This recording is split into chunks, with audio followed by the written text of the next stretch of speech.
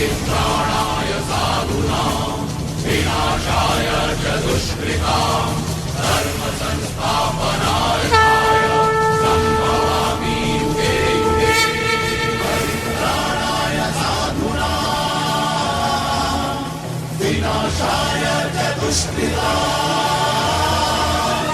धर्म संस्थापनाय सम्भवामि युगे युगे युगे युगे। नमो वितराय, नमो वैजन्ताय, नमो सिद्धाय, नमो आयुर्वेदाय, नमो वज्राय, नमो वै सर्वसाधन। ऐसो पंचनमो काहो सर्व पाप प्रणाशनम मंगलानं सर्वेषु परमं भय मंगलम्। ओम नमो भगवते वासुदेवाय। ओम नमः शिवाय। जय सच्चिदानंद।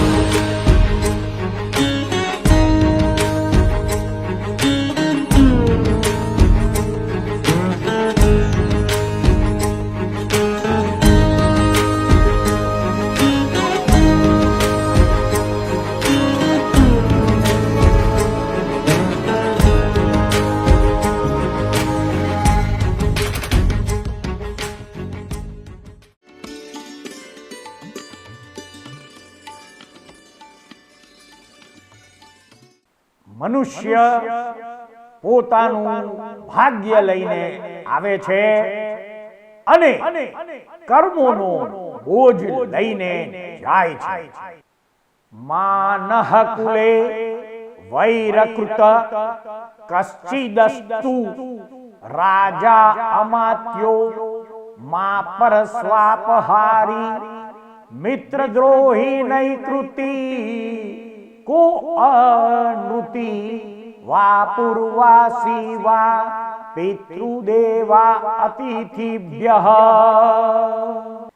અમારા કુટુંબમાં કોઈ વેર કરવા વાળું ના હોય, બીજાના ધનનું અપહરણ કરવા વાળો રાજા અથવા મંત્રી ન હોય અને મિત્રદ્રોહી, કપટી તથા અસત્યવાદી ન હોય. આ પ્રકારે માતા, પિતા, દેવતા અને અતિથિઓને ભોજન કરાવ્યા પહેલા ભોજન કરવા વાળો પણ અમારા કુટુંબમાં ના હોય. દેવ અને દૈત્યના ઇન્દ્રોની જેમ રણની ઉત્કંઠાવાળા ત્રિપુષ્ટ અને અશ્વગ્રીવના સૈન્યો સામસામા આવીને સ્થિત થયા. કવચ ધરીને સજ્જ થયેલા એ બંને સૈન્યોનો કોલાહલ અશ્વ સૈન્યએ ચૂર્ણ કરેલી પૃથ્વીની રજની જેમ દિશાઓમાં વ્યાપી ગયો.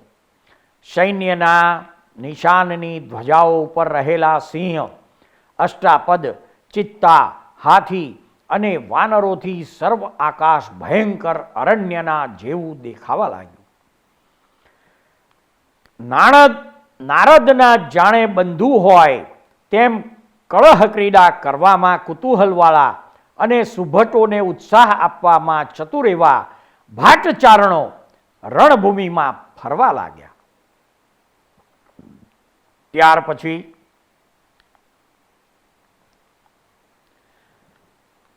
બંને સૈન્યોએ યુદ્ધનો આરંભ કર્યો. તેઓના બાણોની શ્રેણીઓથી જાણે આકાશમાં પક્ષીઓ ઉડતા હોય તેવો દેખાવ થઈ રહ્યો.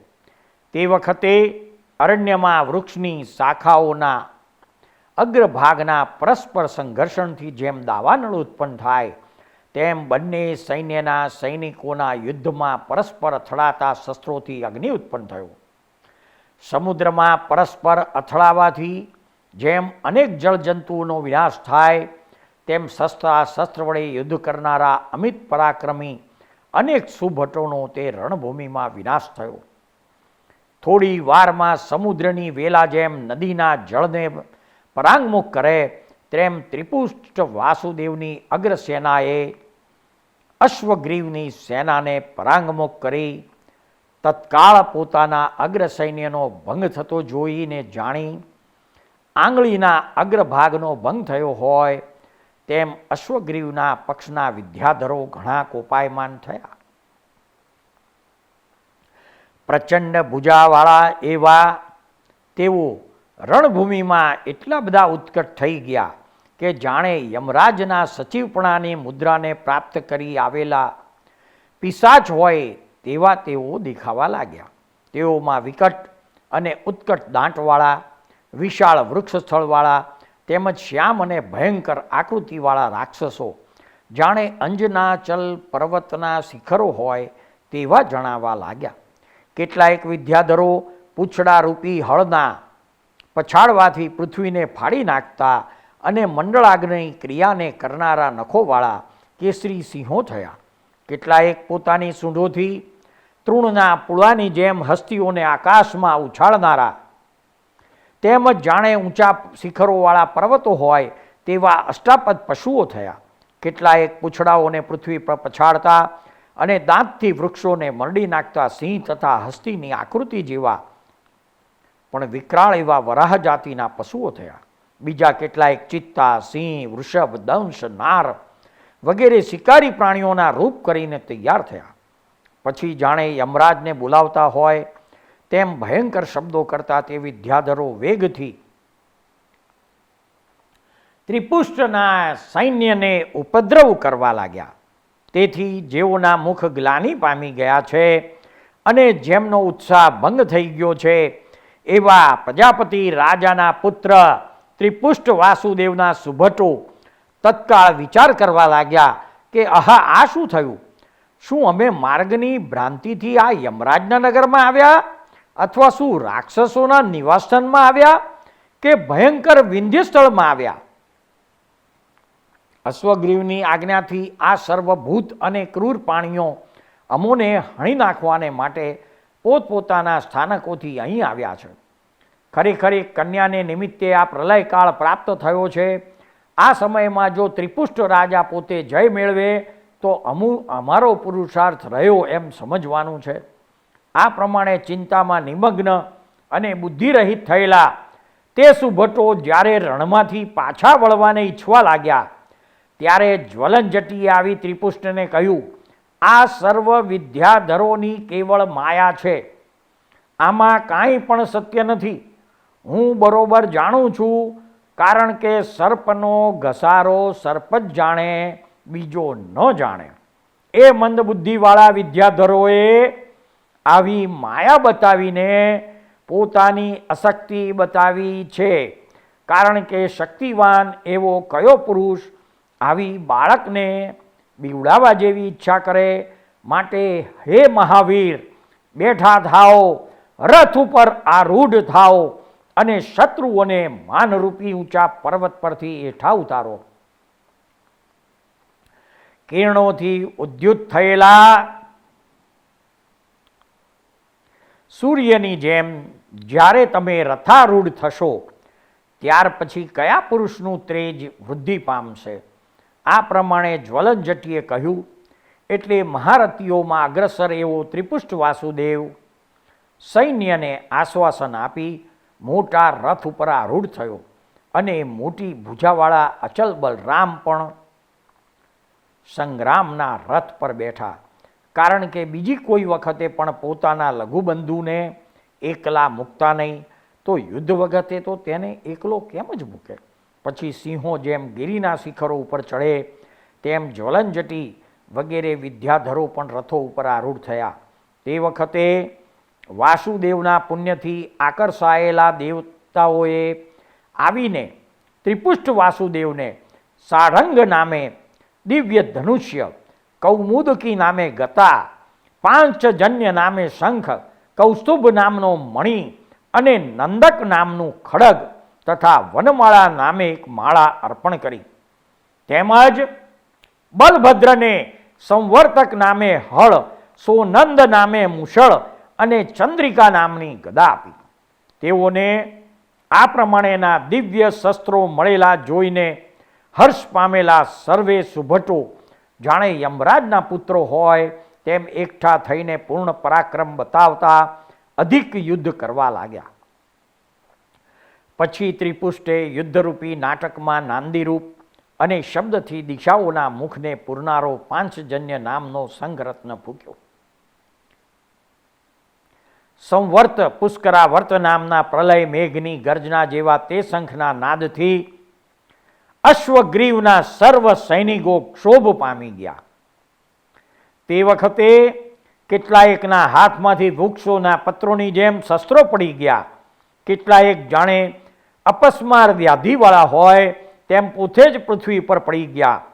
કોઈ શિયાળની જેમ ભીરું થઈ નાસી ગયા. કોઈ સસલાની જેમ નેત્ર આડા હાથ દઈને સંતાઈ ગયા. કોઈ ગુવડ પક્ષીની જેમ ગુફામાં પેસી ગયા અને કોઈ જળની બહાર મૂકેલા શંખલાની જેમ ખળભળવા લાગ્યા.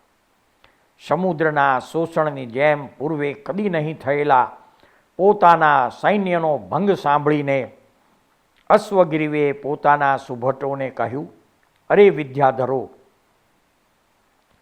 વૃષભના નાદથી જેમ વનમાં મૃગલા નાસી જાય તેમ ફક્ત શંખના નાદથી ત્રાસ પામીને તમે કેમ નાસી જાઓ છો? તમે એ ત્રિપુષ્ટ અને અચલનું શું પરાક્રમ જોયું કે જેથી ચાટિયા રૂપે ઊભા કરેલા પુરુષના દર્શનથી પશુઓ નાસી જાય તેમ તમે ત્રાસ પામી નાસી જાઓ છો? આજ સુધી વિવિધ યુદ્ધની અંદર મેળવેલો યશ તમે હારી જાઓ છો, કારણ કે ધોયેલા શ્વેત વસ્ત્ર ઉપર પડેલો લેશ માત્ર પણ કાજલનો ડાઘ તે વસ્ત્રની શોભાને ઘટાડે છે. દેવયોગે તમારામાં જે આ સ્ખલિતપણી આવી ગયું છે તેને નિવૃત્ત કરો. આકાશચારી એવા તમારી આગળ એ ભૂચરો મનુષ્યો શું હિસાબમાં છે? તમે યુદ્ધ કરો અથવા જો અશક્ત હોય તો કેવળ સભ્ય થઈને ઊભા રહો. હું અશ્વગ્રીવ રાજા રણભૂમિમાં કોઈની સહાયની દરકાર કરતો નથી. આ પ્રમાણે અશ્વગ્રીવે કહ્યું એટલે લજ્જાથી નીચા મુખ કરી સર્વ વિદ્યાધરો પર્વતથી સ્ખલના પામેલા સમુદ્રની જેમ પાછા વળ્યા.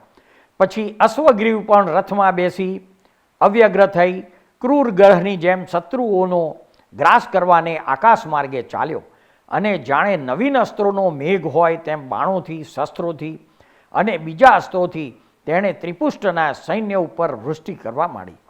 એ અસ્ત્રોની વૃષ્ટિથી ત્રિપુષ્ટનું બધું સૈન્ય ગ્લાનિ પામવામાં આવ્યું, કારણ કે ભૂમિચર મનુષ્યો કદી ધીર હોય તો પણ આકાશચારીઓની સામે શું કરી શકે?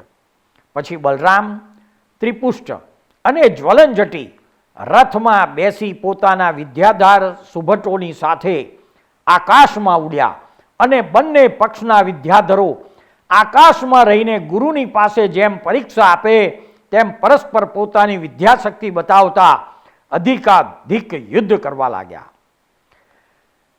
તે વખતે બંને સૈન્યના ભૂચરવીરો પણ વનમાં જેમ હાથી લડે તેમ પરસ્પર ઘણો ક્રોધ કરીને યુદ્ધ કરવા લાગ્યા. થોડી વારમાં શસ્ત્રોથી પરસ્પર પ્રહાર કરતા એવા વિદ્યાધરોના રુધિરની પૂર્વે કદી નહીં થયેલી અને જાણે ઉત્પાતકારી હોય તેવી વૃષ્ટિ થવા માંડી. પરસ્પર આઘાતના શબ્દોથી ગગનને ગજાવતું અને દંડના નાદથી સંગીત જેવું જણાતું દંડાદંડી યુદ્ધ કેટલા એક વિદ્યાધરો કરવા લાગ્યા. ઉદંડ ભુજાથી પ્રચંડ એવા ડંકાઓથી ઢોલની જેમ ખડગ દંડ વડે શત્રુઓને મારવા લાગ્યા. બીજાનો યુદ્ધમાં જય નહીં સહન કરનારા કોઈ પરસ્પર મળતી વખત કાંસીના તાલની જેમ વિશાળ સ્ફુરક જાતિના શસ્ત્રોનું આસ્ફોટન કરવા લાગ્યા. મેઘ જેમ વીજળીને ફેંકે તેમ કોઈ આકાશ પર રસ્તાને પાડતા તડતડ શબ્દ કરતી શક્તિઓને ફેંકવા લાગ્યા. કોઈ ભયંકર સર્પોની જેમ શૈલ્યોની વૃષ્ટિ કરવા લાગ્યા અને કોઈ જાણે બીજા ગરુડો હોય તેવા પત્રોથી સ્ફુરાયમાન પત્રી જાતના શસ્ત્રોને વરસાવવા લાગ્યા. એવી રીતે બંને સૈન્યના ઉછળતા અને પડતા એવા આયુધોથી આકાશ અને પૃથ્વી જાણે વિવિધ જાતના શસ્ત્રોથી વ્યાપ્ત હોય તેમ દેખાવા લાગ્યા. કોઈ તરત છેદીને હાથમાં ગ્રહણ કરેલા શત્રુઓના મસ્તકો વડે જાણે ઉદ્ભટ ક્ષેત્રપાળો હોય તેમ રણભૂમિમાં દેખાવા લાગ્યા. હાથીના મુખથી જેમ ગણપતિ અને ઘોડાઓના મુખથી જેમ કિન્નરો ઓળખાય તેમ કબંધ ઉપર પડેલા હાથી અને અશ્વોના મસ્તકોને લીધે અનેક સૈનિકો તેવા દેખાવા લાગ્યા. તરત છેદાઈને ઘણીવાર કટી ભાગ ઉપર પડેલા પોતાના મસ્તક વડે નાભિમુખવાળા ભૂત હોય તેમ કેટલાક જણાવવા લાગ્યા. કોઈ વીર પુરુષોના કબંધો દેવીના સ્વયંવરથી જાણે ઘણો હર્ષ પામ્યા હોય તેમ નૃત્ય કરવા લાગ્યા. કોઈના મસ્તકો છૂટા પડી ગયા છતાં પણ જાણે કબંધ ઉપર ચડવાને આદરથી મંત્રો બોલતા હોય તેમ હુંકાર શબ્દો કરવા લાગ્યા. આ પ્રમાણે કલ્પાંત કાળની જેવો ભયંકર સંગ્રામ પ્રવર્ત્યો. તે વખતે ત્રિપુષ્ટ વાસુદેવે પોતાનો રથ અશ્વગ્રીવના રથની સામે હંકાર્યો. મહારથીઓમાં અગ્રણી એવા બલરામ પણ સ્નેહના ગુણથી આકર્ષાઈ પોતાના અનુજ ત્રિપુષ્ટના રથની પાસે પોતાના રથના ઘોડા પ્રેરીને આવ્યા. તે વખતે અશ્વગ્રીવ અત્યંત ક્રોધથી રાતા થયેલા નેત્રો પ્રસારી તેમની સાથે જોતો જાણે તે બંનેનું પાન કરી જવાને ઈચ્છતો હોય તેમ બોલ્યો, અરે તમારા બંનેમાં મારા ચંડસિંહ દૂધ પર ઘસારો કરનાર કોણ છે અને પશ્ચિમ દિશાના અંતમાં રહેલા સિંહનો ઘાત કરીને દુર્મત થનારો કોણ છે? પોતાના જ વધને માટે 20 કન્યા જેવી જ્વલનજટીની સ્વયંપ્રભા કન્યાને પરણનારો કોણ છે? વાનર જેમ સૂર્ય સામી ફાળ મારે તેમ મારી ઉપર ફાળ મારનાર કોણ છે? કયા મૂઢ બુદ્ધિવાળો પુરુષ મને સ્વામી તરીકે નથી માનતો? આટલી વાર સૈન્યનો ક્ષય થતાં પણ તમે શા માટે ઉપેક્ષા કરી? તમે બે કોના આશ્રયથી મારી સામે થયા છો? અરે બાળકો, આનો પ્રત્યુત્તર આપો અને પછી અનુક્રમે એક સાથે સિંહની સાથે હાથીના બાળકોની જેમ તમે મારી સાથે યુદ્ધ કરો. આવા અશ્વગ્રીવના વચન સાંભળી ત્રિપુષ્ટ હસતા હસતા બોલ્યો, અરે દુષ્ટ, તારા દૂતને ઘર્ષણ કરનાર, પશ્ચિમના સિંહનો શિકાર કરનાર, સ્વયં પ્રભાને પરણનાર અને તને સ્વામી તરીકે નહીં માનનાર અને આટલી વાર તારી ઉપેક્ષા કરનાર હું પોતે ત્રિપુષ્ટ વાસુદેવ છું અને આ બળથી બળવાન સૈન્યનો નાશ કરનારા મારા જ્યેષ્ઠ ભ્રાતા બલરામ છે. ત્રણેય લોકમાં પણ તેની સામે ટકી શકે તેવો કોઈ નથી. તો તું કોણ માત્ર છે? હે મહાબાહુ, જો તારે અભિમત હોય તો સૈન્યનો ક્ષય કરવાની કાંઈ જરૂર નથી. તું પોતે અસ્ત્ર ગ્રહણ કર. તું મારો રણભૂમિનો અતિથિ છે. આપણે બંનેનું દ્વંદ્વ યુદ્ધ થાઓ. ભુજાઓનું કૌતુક પૂર્ણ થાઓ અને બંને સૈન્યના સુભટો માત્ર સભ્ય થઈને જોયા કરે. આ પ્રમાણે અશ્વગ્રીવ અને ત્રિપુષ્ટ બંનેએ અંગીકાર કરીને પોતપોતાના છડીદારો પાસે પોતપોતાના સૈન્યોને યુદ્ધ કરતા અટકાવ્યા. પછી એક હાથ મધ્યમાં રાખી અને બીજો હાથ કામઠાની અણી પર રાખી અશ્વગ્રીવે યમરાજની ભ્રુકુટી જેવા ભયંકર ધનુષ્યની ઉપર પણછ ચડાવી. પછી રણલક્ષ્મીની ક્રીડાના સંગીતની જાણે વીણા હોય તેવી ધનુષ્યની પણછ મયુરગીવના પુત્રે હાથ વડે વગાડી. તરત જ ત્રિપુષ્ટ વાસુદેવે નિશા મત્સ્યની જેમ શત્રુઓના નાશને સૂચવનારા સારંગ નામના ધનુષ્યને પણછ ચડાવી અને વજ્રના નિર્ઘોષ જેવો ભયંકર મૃત્યુને આવાહન કરવાના મંત્ર જેવો અને શત્રુઓના બળને હરણ કરનારો ધનુષ્યનો મોટો ઘોષ કર્યો. તે સમયે કંડિયામાંથી સર્પની જેમ ભાથામાંથી બાણો કાઢી કાન સુધી આકર્ષી અશ્વગ્રીવ વરસાવવા લાગ્યો.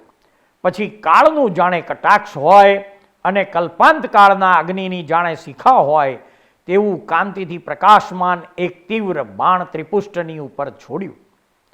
તે બાણને આવતું જોઈ અવિચ્છેદ પરાક્રમવાળા ત્રિપુષ્ટ વાસુદેવે તત્કાળ છોડેલા બાણથી ઇક્ષુલતાની જેમ તેને છેદી નાખ્યું અને એવી હાથ ચાલાકીથી એક બીજું બાણ મૂક્યું કે જેણે તે પહેલું જ હોય તેમ તેનાથી અશ્વગ્રીવનું ધનુષ્ય પણ છેદી નાખ્યું. પછી અશ્વગ્રીવે જે નવા નવા ધનુષ્યો ગ્રહણ કર્યા તે ધનુષ્યો તેના મનોરથની સાથે ત્રિપુષ્ટ વીરે બાણોથી છેદી નાખ્યા. એક બાણથી પ્રસ્તિ વાસુદેવનો ધ્વજ છેદ્યો અને એક બીજા બાણથી એરંડાના વૃક્ષની પેઠે તેનો રથ ભાગી નાખ્યો.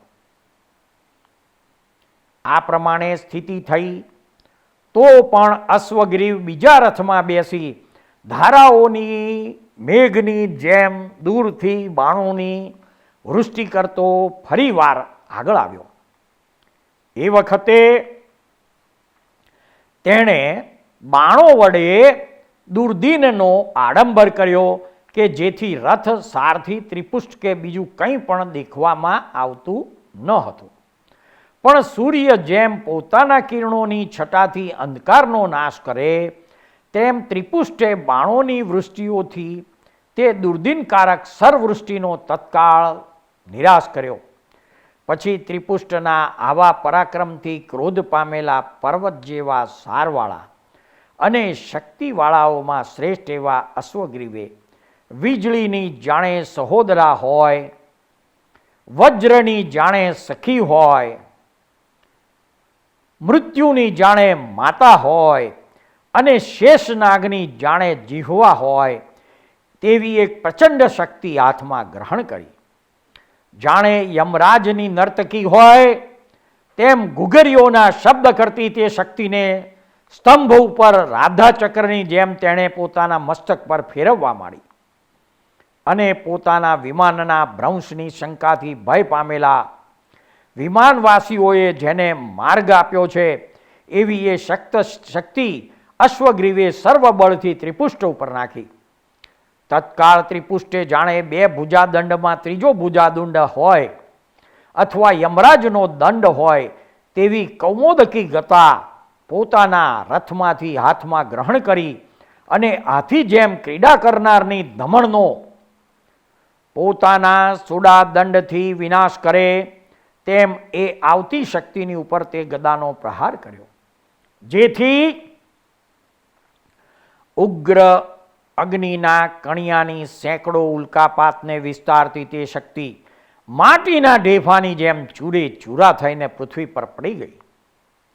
પછી અશ્વગ્રીવે જાણે ઐરાવતનો કાઢી લીધેલો દાંત હોય તેવો એક મોટો પરિઘ ગ્રહણ કરીને ત્રિપુષ્ટની ઉપર ફેંક્યો. ગરુડ જેમ ચાંચ વડે મોટા સર્પને ખંડ ખંડ કરી નાખે તેમ ત્રિપુષ્ટે તે પરિઘને ગદા વડે ખંડ ખંડ કરી નાખ્યો. પછી અશ્વગ્રીવે યમરાજની જાણે દાઢ હોય અને તક્ષક નાગની જાણે બહેન હોય તેવી વજ્રશિલાના સારથી બનેલી એક ગદા ત્રિપુષ્ટની ઉપર ફેંકી. મોટી ભુજાવાળા ત્રિપુષ્ટે પોતાની કૌમોદકી ગદાથી તે ગદાના આકાશમાં જ રેતીના મોદકની મેટે કટકા કરી નાખ્યા. આવી રીતે સર્વ અસ્ત્રો જ્યારે ભાગી ગયા ત્યારે અશ્વગ્રીવ પીડિત જનની પાસે બંધુ વર્ગની જેમ તત્કાળ વિલખો થઈ ગયો અને તરત જ તેણે નાગાસ્ત્રનું સ્મરણ કર્યું. તે નાગાસ્ત્ર શીઘ્ર પ્રગટ થયું એટલે તે અસ્ત્રને ધનુષ સાથે જોડ્યું. તે વખતે રાફડામાંથી સર્પોની જેમ તેમાંથી અનેક સર્પો ઉત્પન્ન થયા. ભૂમિ અને આકાશમાં ફૂફાડા મારીને દોડતા એવા તે સર્પોએ ક્ષણવારમાં તિર્યંગ લોકને પાતાળ લોક જેવું કરી દીધું. લાંબા ભયંકર અને કાળા એવા મોટા સર્પો સ્ફુરણાયમાન થઈને હજારો કેતુઓની શંકા કરાવવા લાગ્યા. મૃત્યુના જાણે અવસર્પ હોય તેવા તે સર્પો આકાશમાં પણ પ્રસરવા લાગ્યા, જેથી ખેચરોની સ્ત્રીઓ તેનાથી ભય પામીને દૂર નાસવા પાડી. તે વખતે ત્રિપુષ્ટના સૈનિકોને મોટી આશંકા થઈ પડી, કારણ કે સ્વામીનો પ્રભાવ નહીં જાણનારને તેમજ ભક્તિવાનને તેમ જ થાય છે. પછી ત્રિપુષ્ટે ધનુષ ઉપર ગરુડાસ્ત્રને ચડાવીને છોડ્યું, એટલે તેમાંથી કદળીના પત્રની જેમ પ્રસરતી પાંખોથી જાણે આકાશને સેંકડો છત્રથી વ્યાપ્ત કરતા હોય તેવા અનેક ગરુડો પ્રગટ થયા. સૂર્યના કિરણોથી અંધકારની જેમ તે ગરુડોની પાંખોના ચિત્કારથી તે મોટા સર્પો ચારે બાજુ નાસી ગયા. નાગાસ્ત્રને નિરર્થક જયેલું જોઈ અશ્વગ્રીવે દુર્ધર એવું અગ્ન્યાસ્ત્ર ચિંતવ્યું. જ્વાળાઓથી આકાશમાં સેંકડો ઉલ્કાપાતને બતાવવું તે અસ્ત્ર તેણે ધનુષ ઉપર સાધીને છોડ્યું. તે વખતે ત્રિપુષ્ટનું બધું સૈન્ય જાણે અગ્નિમાં મગ્ન થયું હોય તેમ વડવા નળથી ભય પામેલા સમુદ્રના મત્સ્યની જેમ આકુળ વ્યાકુળ થઈ ગયું. તે જોઈને અશ્વગ્રીવના સુભટો ખુશી થઈ હસવા લાગ્યા, ભમવા લાગ્યા, ઉછળવા લાગ્યા, નાચવા લાગ્યા, ગાવા લાગ્યા અને ઉતાવળા થઈને તાળીઓ પાડવા લાગ્યા. પછી ક્રોધથી નેત્રો રાતા કરીને ત્રિપુષ્ટે અવાર્ય એવા વારુણાસ્ત્રને ધનુષ સાથે જોડીને સત્વરે છોડ્યું. એ અસ્ત્રના પ્રભાવથી ત્રિપુષ્ટના મનોરથોની જેમ તત્કાળ આકાશમાં મેઘ ઉત્પન્ન થયો અને અશ્વગ્રીવના મુખની જેમ ગગનતળ શ્યામ થઈ ગયું. તરત દાવા નળને સમાવનારા વર્ષા ઋતુના મેઘની જેમ અવિચ્છિન્ન જળધારા વડે વરસીને તે મેઘે અગ્નિને સમાવી દીધો. આ પ્રમાણે ત્રિપુષ્ટની સર્વ કળા અને અસ્ત્રોએ ભગ્ન કરી નાખેલા અશ્વગ્રીવના તમામ અસ્ત્રોને નિરર્થક બનાવ્યા પછી અશ્વગ્રીવે પોતાના અમોઘ ચક્રનું સ્મરણ કર્યું. સેંકડો આરાથી નીકળતી સેંકડો જ્વાળા વડે પ્રકાશતું અને જાણે સૂર્યના મંડળમાંથી ખેંચી આણેલું હોય અથવા બળાત્કારે હરણ કરેલું યમરાજાનું એક કુંડળ હોય તેવું ખેચરોને ત્રાસ પમાડતું એ ચક્ર સ્મરણ કરતાં જ પ્રગટ થયું. તેને ગ્રહણ કરીને અશ્વગ્રીવ બોલ્યો, અરે ત્રિપુષ્ટ, કંઠમાં દૂધવાળો હજુ તું બાળક છે. તારો વધ કરવાથી મને બાળ હત્યા લાગશે, તેથી તું ચાલ્યો જા. હજુ સુધી તારી ઉપર મને દયા આવે છે. આ મારું ચક્ર ઇન્દ્રના વજ્રની જેમ કોઈ ઠેકાણેથી હઠે તેવું નથી, તેમજ નિષ્ફળ થાય તેમ નથી. તેથી જ્યારે હું આ ચક્રને છોડીશ ત્યારે તું તારા પ્રાણને પણ છોડીશ, તેમાં કાંઈ પણ સંદેહ રાખીશ નથી. માટે ક્ષત્રિયપણાના અભિમાનને ત્યજી દે અને મારા શાસનનો અંગીકાર કર. તું બાળક છે, તેથી હું તારું પ્રથમનું માઠું આચરણ માફ કરું છું. સારે નસીબે તારું કાર્ય બાળપણની ચપળતા વડે કરેલું હું ગણું છું. માટે તું જીવતો જા, મારી તને મારવાની ઈચ્છા નથી. આવું અશ્વગ્રીવનું ભાષણ સાંભળી ત્રિપુષ્ટ હસતો હસતો બોલ્યો, અરે અશ્વગ્રીવ, તું ખરેખર વૃદ્ધ થયો છે, અન્યથા ઉત્તમ ઉન્મતની પેઠે આવા દુર્વચનો કેમ બોલે છે?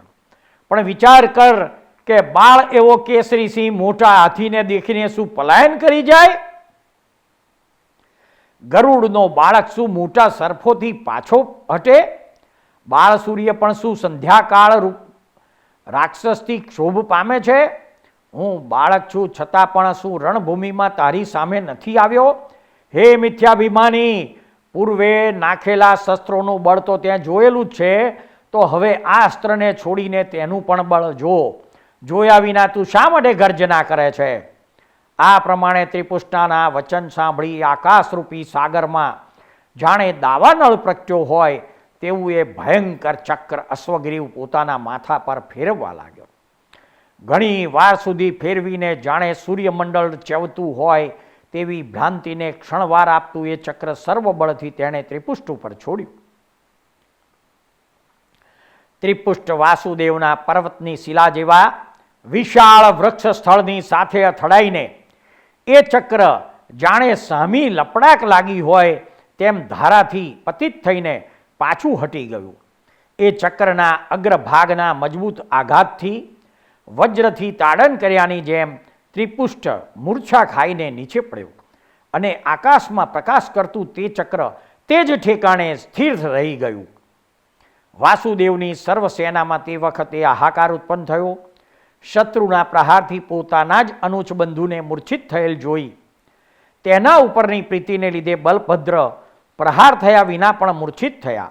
બંનેને મૂર્છિત જોઈ અશ્વગીરીએ સિંહની જેમ સિંહનાદ કર્યો અને તેના સૈનિકોએ વિજયને પ્રગટ કરતો હોય એવો કિલકિલારવ કરી મૂક્યો. થોડી વારે બલભદ્રને સંજ્ઞા આવી ત્યારે ઉન્મત્ત હર્ષનાદ સાંભળીને અત્યારે ક વખતે આવો હર્ષ કોને થયો છે એમ પોતાના સૈનિકોને પૂછ્યું. તેઓએ કહ્યું કે હે દેવ, ત્રિપુષ્કુમારને પડેલી વિપત્તિ વડે હર્ષ પામેલા અશ્વગ્રીવના સૈનિકોનો આ ઉર્જિત હર્ષધ્વનિ છે.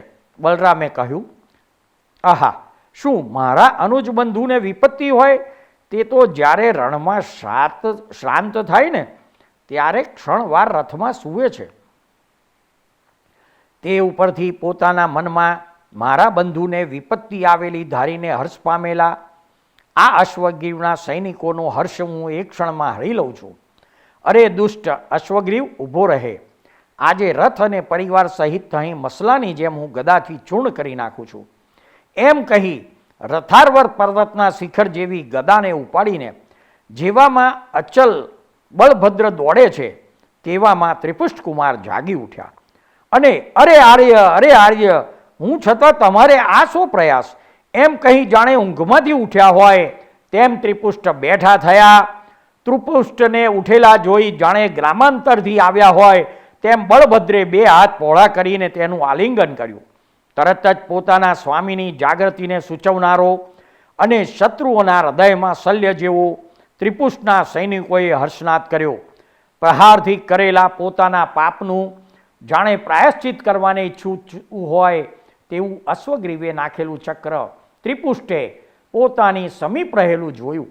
એટલે જાણે સૂર્યનું ભાગીદાર હોય તેવું તેજથી તે ભયંકર ચક્ર હાથમાં લઈને વાસુદેવે અશ્વગ્રીવને કહ્યું, મોટી ઉગ્ર ગર્જના કરીને તે મારા ઉપર આ ચક્ર નાખ્યું હતું, પણ પર્વત સાથે હસ્તીમાં પરાક્રમની જેમ તે આ ચક્રનું પરાક્રમ જોઈ લીધું છે. તો હવે દુર્મતી, હવે અહીંથી ચાલ્યો જા. મારજાની જેવા પાપવૃત્તિવાળા તને વૃદ્ધને કોણ હણે?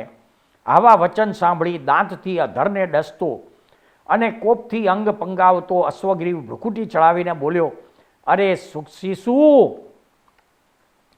વૃક્ષના ખરી પડેલા ફળ વડે પંગુની જેમ આ એક લોઢાનો ખંડ મળવાથી તું કેમ ઉન્મત્ત થઈ જાય છે?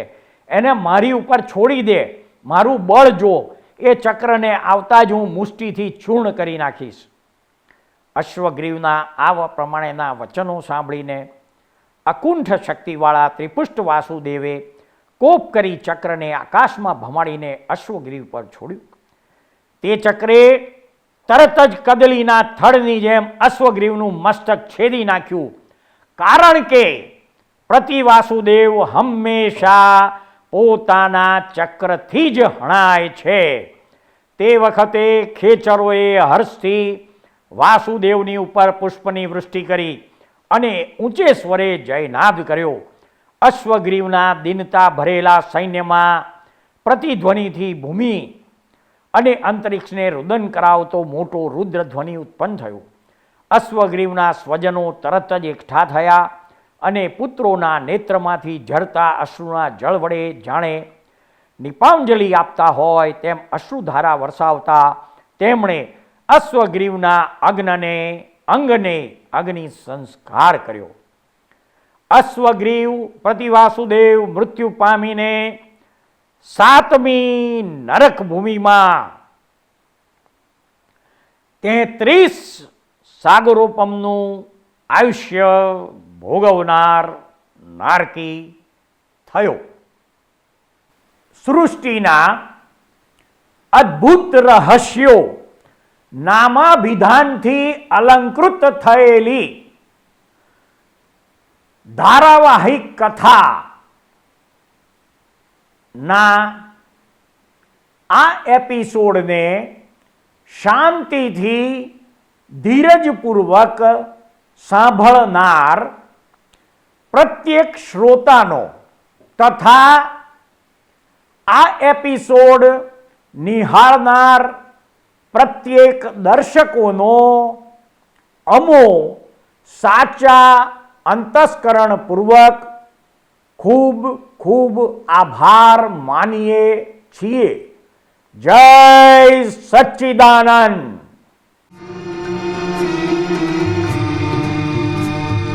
આ દુનિયામાં સર્વે જીવને સુખ ને શાંતિ હુજૂરી.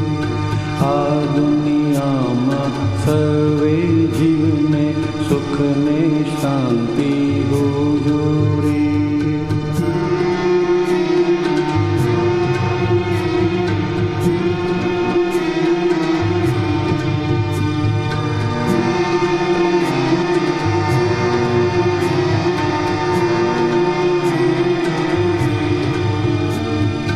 મનથી પણ કોઈ જીવનું બુરો વિચારે ના હોજો રે. મનથી પણ કોઈ જીવનું બુરો વિચારે ના હોજો રે. સામાન્ય ઉપકારક બુદ્ધિ અહિંસક ચિંતવન હોજો રે. સામાન્ય ઉપकारक बुद्धि अहिंसक चिंतवन होजो रे.